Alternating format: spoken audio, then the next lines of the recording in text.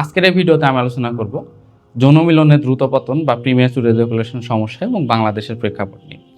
তো south Asian society of sexual মেডিসিনের একটি গবেষণায় দেখা গিয়েছে দক্ষিণ এশিয়া এবং বাংলাদেশের 26.4% পুরুষ দ্রুত পতন বা প্রিম্যাচুর এজাকুলেশন জনিত সমস্যায় ভুগে থাকেন এবং সবচেয়ে গুরুত্বপূর্ণ বিষয় হলো যে পুরুষরা এই দ্রুত পতন সমস্যায় ভুগেন তার 70 থেকে 75% পুরুষ বিভিন্ন অজুহাতে সেক্সকে অ্যাভয়েড করতে চান। অনেকে তো এসে আমাদের কাছে বলে, স্যার বৃহস্পতিবার আসলে আমার অফিসিয়াল ওয়ার্কের ক্ষেত্রে আমার টেনশন শুরু হয়ে যায়। আমি ঠিকমতো কাজে মনোযোগ দিতে পারি না। কেন?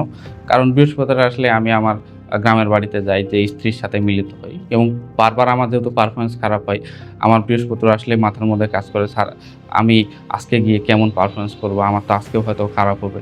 এই লজ্জা, ভয়, সংকোচ থেকে কিন্তু তার ডেইলি লাইফ অ্যাক্টিভিটিটাও তার হ্যাম্পার হয়ে যাচ্ছে।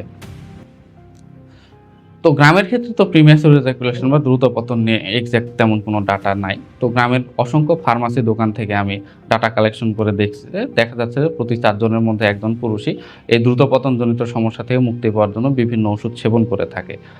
আর দ্রুত পতন সমস্যা মূলত আমরা কিভাবে ডিফাইন করে থাকি সায়েন্টিফিক্যালি এবং মেডিকেলি, এটা নিয়ে তো আমি একটা ডিটেইলস ভিডিও করছি। ওই ভিডিওটা আপনারা দেখে আসতে পারেন।